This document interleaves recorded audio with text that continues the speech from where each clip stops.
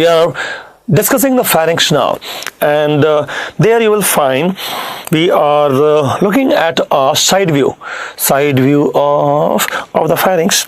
There is the nasopharynx behind the nasal cavity, there is oropharynx behind the oral cavity, and there is the laryngopharynx behind the laryngeal cavity. So there are three pharynges. Yes, there is nasopharynx behind the nose cavity, oropharynx behind the oral cavity, and laryngopharynx behind the larynx cavity. The examiner is interested in asking what is present in the nasopharynx, oropharynx, and the laryngopharynx. Some questions are coming, so you tell. In the nasopharynx, we have the opening of the eustachian tube. If you say in the nasopharynx you have opening of eustachian tube, just behind that there is a fossa of Rosenmüller. Fossa of Rosenmüller. This is a question. Where is the fossa of Rosenmüller present? Nasopharynx, behind the nasal cavity, behind the opening of eustachian tube. What else they are asking? They are asking where is palatine tonsil. Palatine tonsil must be near the palate. Yes, but what is the relation to the pharynx? Oropharynx, palatine tonsil are related to oropharynx. If you say palatine tonsil are related to oropharynx, then what about the pharyngeal tonsil? Pharyngeal tonsil adenoid. Yes. If you say pharyngeal tonsil adenoid, then of course it is nasopharynx. So when you say pharyngeal tonsil adenoid, it is nasopharynx, but if you say palatine tonsil, it is oropharynx. What about the pyriform fossa is a question. If they ask you pyriform fossa, then they are just lateral to the midline. Lateral to the midline means entry point to the larynx. Entry point to the larynx. You mean to say in the laryngopharynx? Yes, laryngopharynx. Let us now see more details. But you have to understand, if somebody is asking you about the eustachian tube or the Rosenmüller fossa or the adenoid, then it is in the nasopharynx. And if somebody asking the palatine tonsil, oropharynx, and if somebody asking us about the pyriform fossa at the entry point of the pharynx, then it will be in the laryngopharynx. So let us go into the further details. As you're doing so, you will have this diagram, and again you can tell the same story that this area we are having the eustachian tube. Remember, opening of eustachian tube in the naropharynx is behind the inferior turbinate of the lateral nasal wall. So there is a lateral nasal wall, and behind that you have the opening of the eustachian tube in the nasopharynx, and that is where you have the parotid gland also. And that is where you have the adenoid also, which is pharyngeal tonsil there. And where is the palatine tonsil then? Palatine tonsil, if you are talking about, then we have told that it is in the oropharynx. And what else? What other details you want? Actually, we have to go into further details of this area, and we are magnifying. So, we are magnifying this area now? Yes. Okay, let us magnify then. As we magnify this area, there is a question asking passavant wrist. And what is passavant ridge? Passavant ridge is actually one closing mechanism of the oropharynx from the laryngopharynx. So you want to separate the oropharynx from laryngopharynx. Why? Because food is entering in the oral cavity. I don't want this food to enter the nasal cavity or nasopharynx. You mean to say food should go into laryngopharynx? Yes. The food which is in the oral cavity, which is coming to oropharynx, should go into the laryngopharynx, and this food should not go into nasopharynx. So how do you prevent this food from entering the nasopharynx or the nasal cavity? By some passavant ridge. What is passavant ridge? Actually, it is a kind of a, a sphincter kind of thing. What is the sphincter kind of thing? Made by muscles, of course. Which muscles? You know, pharynx has sphincters. There is a superior pharyngeal sphincter, middle pharyngeal sphincter, and inferior pharyngeal sphincter. They are also called as constrictor muscles. So, superior constrictor, middle constrictor, inferior constrictor? Yes. It is a superior pharyngeal constrictor which is working with one more muscle which is called as the palato palatopharynx muscle, palatopharyngeus muscle. So palatopharyngeus muscle plus superior pharyngeal constrictor together. Yes, actually. It is the palate. See, there's a hard palate, this is a soft palate. This is the hard palate, this is the soft palate, and there you have palatopharynx muscle. So coming from palatopharynx, yes, from the palate to pharynx. So a muscle which is coming from palate to pharynx, you will call it as palatopharyngeus muscle. Yes, palatopharyngeus.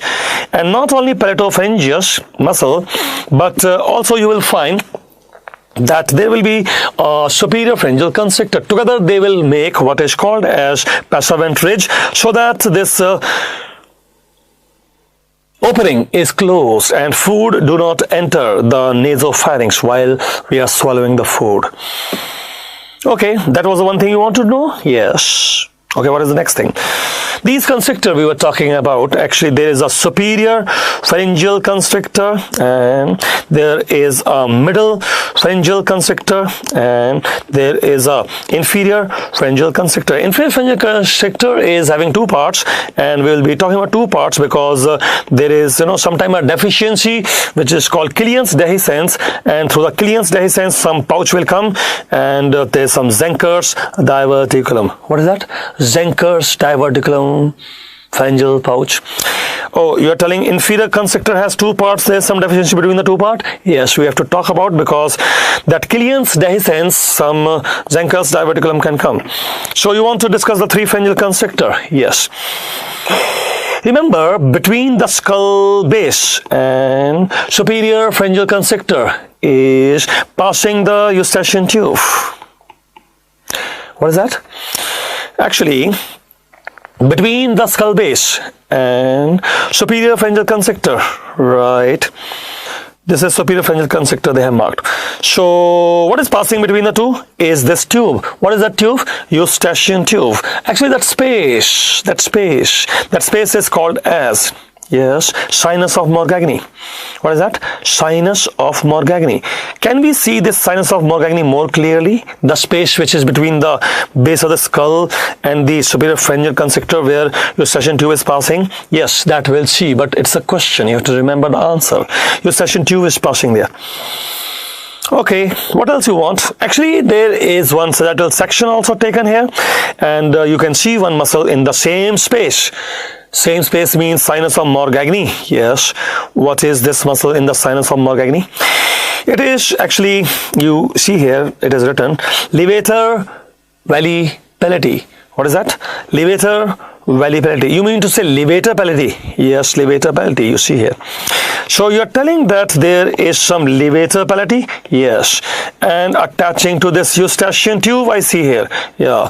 It will open the eustachian tube. When you open the eustachian tube, the air will move into middle ear cavity. So you mean to say this levator pallati will elevate the palate? Yeah, not only it will elevate the palate, but it is also opening eustachian tube so that air from the nose, nasopharynx can enter the eustachian tube to enter the middle ear cavity. Okay, you are telling that then levator pallati come along with the eustachian tube in that sinus of Morgagni, which is a space between base of the skull and superior pharyngeal constrictor? Yes. Between the base of skull and superior pharyngeal constrictor, there is a space through which a muscle is also coming. Name levator pallati. Okay, fine. What is the next thing? Next thing, let us go to the details here. What you are looking at the front view of the long neck again? Yes, long neck. Look at the front view. And what do you want to discuss there? Actually, we have got a section taken. Section? Which section you have taken? See, this is the level of the nasopharynx. You mean to say behind the nose? Yes. Oropharynx? You mean to say behind the oral cavity? Yes. Laryngopharynx? You mean to say behind the pharynx? No, behind the larynx, laryngopharynx. Oh, pharynx, which is behind the larynx. Yes, these are pharynx only. So the nasopharynx, oropharynx, and laryngopharynx. Yes. What about that? Can you see that this is the posterior opening of the nasal cavity?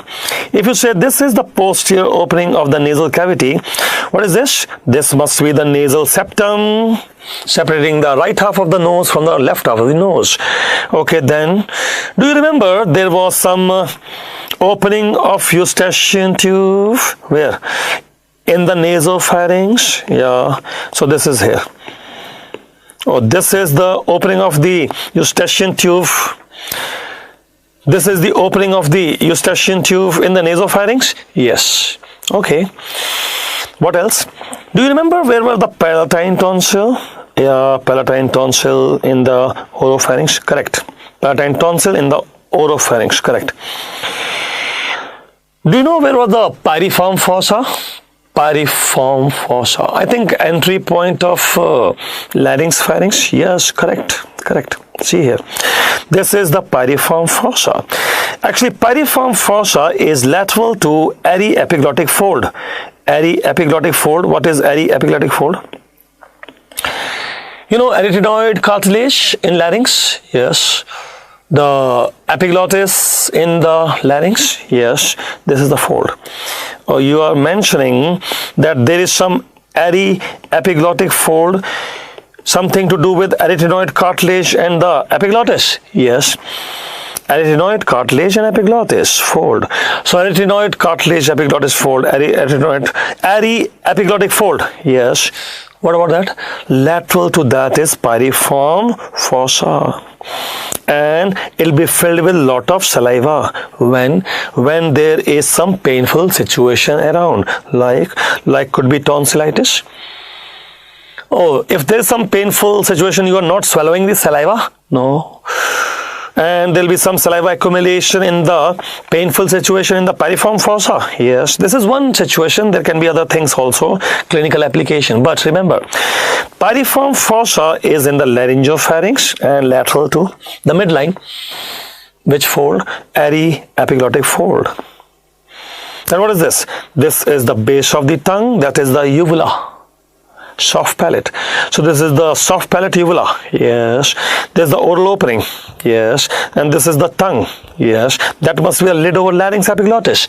Yes, that is the lid over larynx epiglottis. Now, you will see that we are looking at the details of sinus of Morgagni. You have to know, sinus of Morgagni is a space which is between the base of skull and between the superior pharyngeal constrictor. Actually, there are three, middle and inferior also. So, middle pharyngeal constrictor, inferior pharyngeal constrictor, yes. But this is superior pharyngeal constrictor and the base of the skull. So, you are telling that there is some space here, sinus of Morgagni. Yes, sinus of Morgagni. So, you are talking about this space, which is sinus of Morgagni. What is passing there? You already know. It was actually the eustachian tube, and eustachian tube is not coming alone. By the way, which kind of section is this? This is front view, coronal section. So we're looking from the front view and coronal section now. Yes, front view, coronal section. You see base of brain, and then superior pharyngeal constrictor, middle pharyngeal constrictor, inferior pharyngeal constrictor. You constrict the pharynx, you know, superior, middle, inferior pharyngeal constrictor. So between superior pharyngeal constrictor and the base of the skull, you have a space, and that space, middle ear cavity sending the eustachian tube. So eustachian tube came here. Yes. On both sides. Yes. What is it followed by? Followed by a muscle, you know. Which muscle? You remember the name of muscle? That was called as the tensor palati. So tensor palati, which is going to open the eustachian tube. Yes. And two arteries also. Two arteries. Which two arteries? You remember which artery was supplying eustachian tube? Do you remember I told you one artery supplying eustachian tube? Yes, that artery will be here, and that one more artery. So what are the two arteries? Actually, the one which supply eustachian tube was ascending pharyngeal artery, and ascending pharyngeal artery is a medial branch of external carotid artery. So external carotid artery gave one medial branch which was ascending pharyngeal artery, and it is supplying the eustachian tube along with the pharynx. Where is pharynx? Pharynx, this is pharynx. These are pharyngeal sphincters. So these are pharyngeal constrictors, they constrict the pharynx, yes. So this artery was supplying pharynx, yes, and then it is supplying the eustachian tube. Then what is the other artery? Other artery, you remember, ascending pharyngeal artery is supplying not only pharynx and eustachian tube, it was also supplying tonsil. And there was one more artery which was supplying the tonsil. Who was that? A branch of facial artery, name, that was called as ascending palatine artery. So ascending palatine artery is a branch of the facial artery to supply the tonsil. Yes, if you remember, we have discussed that earlier. So ascending palatine artery is a branch of facial artery to supply the tonsil. Yes, it is also here. Now you know the four contents of the sinus of Morgagni. What are the four contents of sinus of Morgagni? They are eustachian tube being supplied by two arteries. Which one? Ascending pharyngeal artery and also a branch of the ascending palatine artery, branch of facial artery, and one muscle, the levator palati. Elevate the, it is not tensor actually, not tensor, levator. It was elevating the palate. So levator palati, yes, levator palati. And what is between the superior and middle constrictor? What is between superior and middle constrictor? Yes. Actually, between superior and middle constrictor, let us see some diagram and then you will realize. But if you remember, in the third arch, there is one muscle developing. Which one? Stylopharyngeus, and supplied by glossopharyngeal nerve. That is what you have to discuss now. So, this is the view you are taking. Yes, that is the view we are taking. And you're talking about some sphincter muscles like here, superior pharyngeal sphincter, middle pharyngeal constrictor, inferior pharyngeal constrictor like pharynx, constricting the pharynx, yes, like that. So this is the superior, yes. Middle, inferior, yes. Constricting the pharynx, yes. And that is the base of the skull, yes. And that is a sinus of Morgagni, yes. That is the sinus of Morgagni. Okay. That you have already discussed. What else?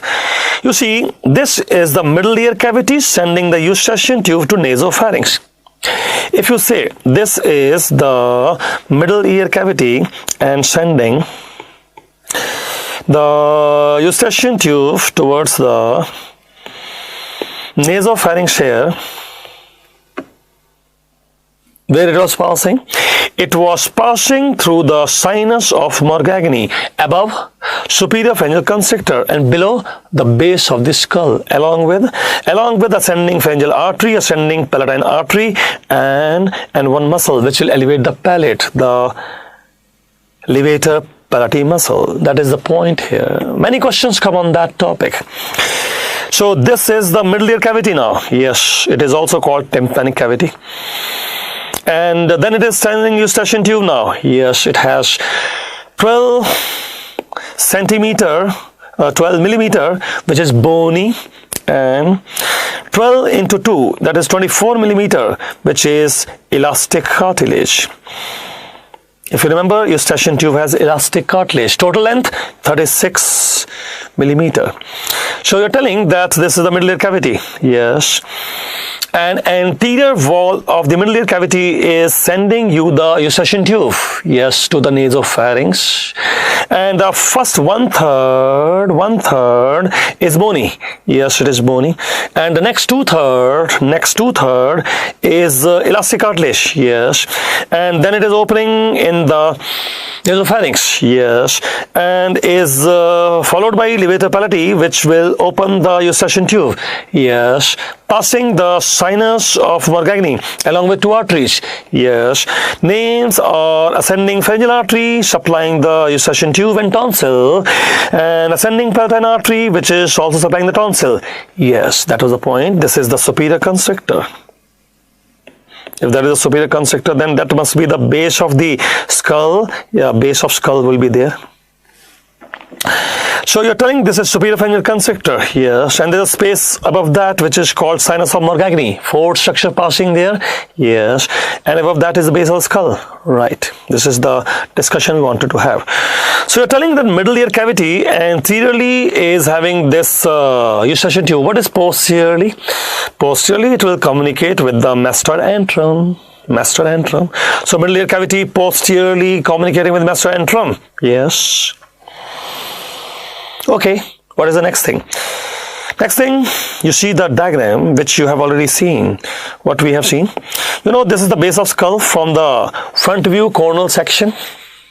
Base of skull from the front view coronal section, and this is the superior constrictor. So if this is the superior constrictor, this space, what space? Sinus of Morgagni. And what is passing there? What is passing there? We have seen, yeah, what have you seen? The eustachian tube, which is also called pharynx tympanic tube, and along with that, levator palatii, and along with that, this artery. What is this artery? Ascending palatine artery. There was one more actually. Now I told you the stylopharyngeus muscle, which is coming from styloid process to the pharynx, elevator of pharynx, is supplied by a nerve which is called glossopharyngeal nerve, because you know, the only muscle developing in third arch is stylopharyngeus, supplied by the ninth nerve, are passing between the superior and middle constrictor.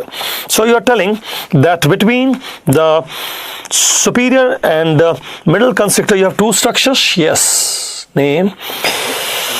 Muscle of third arch, name. Stylopharyngeus supplied by glossopharyngeal nerve. These are the two things, is the question. So you're telling that between the superior middle constrictor you have one muscle and nerve, yes. Muscle of the third arch, nerve of the third arch, yes, it is called as stylopharyngeus muscle supplied by glossopharyngeal nerve. What is between the middle and inferior constrictor? What is between middle and inferior constrictor is some nerve and artery of larynx. What's nerve, artery of larynx? Internal laryngeal nerve, which will go inside the larynx to supply laryngeal mucosa. Internal laryngeal nerve, which will go inside the larynx to supply laryngeal mucosa, and superior laryngeal artery. Superior laryngeal artery. So between the middle and inferior constrictor you have the internal laryngeal nerve and the superior laryngeal artery, yes. And what is between the pharynx and esophagus? Pharynx and esophagus, you have known there is recurrent laryngeal nerve in the tracheoesophageal groove.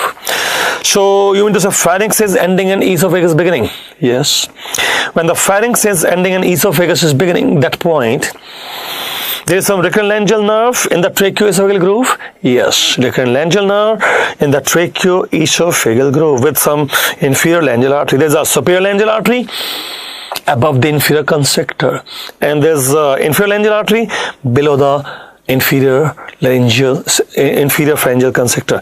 So this is the inferior constrictor of pharynx. What is above that? Superior laryngeal artery. What is below that? Inferior laryngeal artery.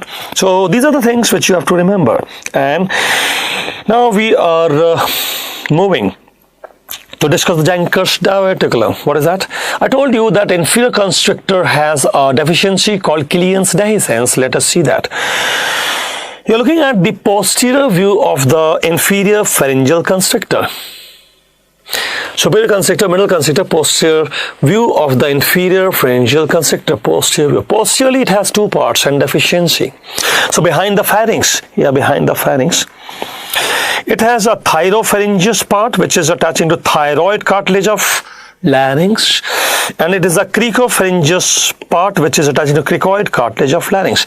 So thyroid cartilage of larynx and cricoid cartilage of larynx, yes. So you are telling there is a thyropharyngeus and there is a cricopharyngeus, yes, because thyroid cartilage and cricoid cartilage. Thyroid is above and cricoid is below. Okay. You are telling that there is inferior pharyngeal constrictor seen from posterior view now. Yes. And there's a thyropharyngeus muscle and cricopharyngeus, which is between the two you have Killian dehiscence, and sometimes if you keep inflating balloons too much, and if this deficiency is too weak, some pouch will come posteriorly. What is this pouch? This is pharyngeal pouch. You need to say part of the pharynx will come posterior to pharynx. Yes, it is called Zenker's diverticulum. In the deficiency between this muscle related to cricoid cartilage. What is this muscle related to cricoid cartilage? The pharynx muscle. You mean to say cricopharynx? Yes. And then you have this part of the inferior constrictor which is related to the thyroid cartilage. You mean to say thyropharynx? Yes, there is a thyropharyngeus and there is a cricopharyngeus, part of the inferior constrictor having a posterior deficiency, Killian's dehiscence, and to the Killian's dehiscence sometimes some pouch will come, pharyngeal pouch or the Zenker's diverticulum. In some patient it may happen, especially if you are involved in things like, inflating balloon and pushing too much air into the pharynx.